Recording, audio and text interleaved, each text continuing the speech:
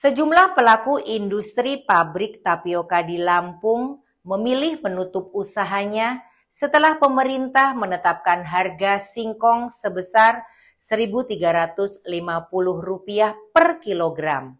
Regulasi pemerintah yang menetapkan harga singkong sebesar Rp1.350 per kilogram berimbas dengan tutupnya sejumlah pabrik tapioka di Provinsi Lampung yang tersebar di Kabupaten Lampung Utara, Lampung Tengah, dan Lampung Timur.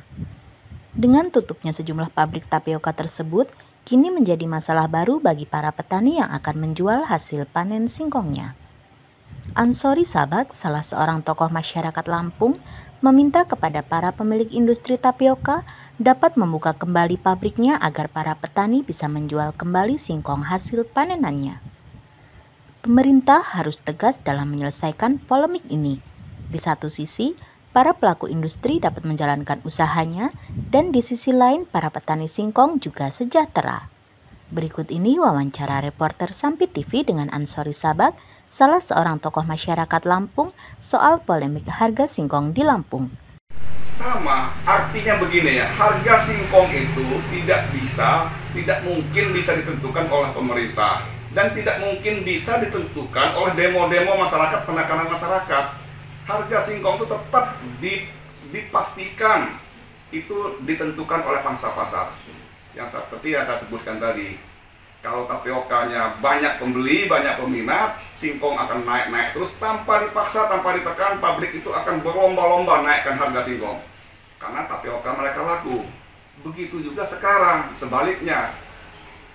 Karena memang tapioka mereka hampir semua pabrik selampung sekarang menumpuk semua, ribuan ton, ratusan ribu ton satu pabrik mereka nimbun aci yang tidak laku dijual. Nah, ini kan solusinya harus dicarikan solusi jangka pendek, kata saya tadi itu. Bagaimana solusinya supaya stop dulu impor apa? Ini kan ya, atau ditampung oleh negara, tampung oleh pemerintah pabrik-pabrik itu, sehingga pabrik-pabrik itu bisa giling lagi, bisa beli singkong lagi sesuai dengan kemampuan mereka. Kalau pemerintah atau khususnya pemerintah Provinsi Lampung atau Lampung Utara tidak menengahi persoalan ini, korban akan semakin berat. Korban dari pihak petani yang lebih utama, yang merugi tambah merugi, dan pihak perusahaan juga akan lebih banyak meruginya juga. Jadi solusinya memang pemerintah harus menengahi persoalan ini untuk meminta industri, untuk meminta pabrik-pabrik untuk terima singkong secepatnya, memaksimalkan kapasitasnya supaya singkong-singkong itu tertampung, terutama pemerintah provinsi ya.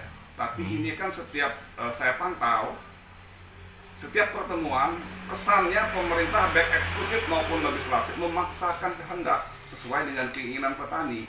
Mereka tidak melihat sugesti bagaimana industri kita yang memang harus kita lindungi juga, harus kita bela juga. Petani dua-duanya hancur semalam. Yang diuntungkan justru importir. Importir sekarang ini tertawa terbahak-bahak. Mereka meraup keuntungan besar ya dengan gejolak yang ada di Lampung ini. Bisa jadi ini memang sengaja diciptakan supaya mereka bebas untuk memasukkan impor sebanyak-banyaknya gitu. Dengan adanya singkong yang ada di Lampung tidak laku ini, tapioka yang dari Lampung tidak laku. Kronologisnya mungkin insya Allah apa yang saya sampaikan ini tidak jauh dengan apa yang kenyataannya. Petani singkong kita di Lampung ini, khusus di Lampung Utara ini kan petaninya bukan pengusaha. Artinya mereka singkong yang memang layak untuk dicabut itu kan minimal 10 bulan sampai 1 tahun. Nah, sementara yang ada di Lampung Utara ini kadang-kadang singkong 5-6 bulan, 7 bulan sudah dipanen karena mereka sudah butuh uang untuk makan, untuk biaya sekolah, untuk berobat. Nah, singkong-singkong yang di bawah umur inilah yang menghancurkan. Segitu diperiksa oleh pabrik, tidak memenuhi kadarnya di atas 30. Jadi artinya pabrik itu harus tolak itu, karena nggak ada acinya, belum ada acinya. Nah, sementara petani yang punya singkong itu memaksakan kehendak, tolong Pak, tolong pabrik gitu, tolong diterima berapa aja. Nah, itulah yang terjadi. Jadi mereka yang memohon-mohon untuk singkong itu diterima, akhirnya dipaksa pabrik untuk menerima itu dengan potongan besar. Baru operasional baru 2 pabrik, dan sudah saya hubungi satu persatu, saya minta sesuai dengan keinginan, permintaan, permohonan masyarakat, saya minta supaya mereka itu buka. Mereka masih mempertimbangkan untuk bisa buka itu. Dari Lampung, Mirza Erina melaporkan.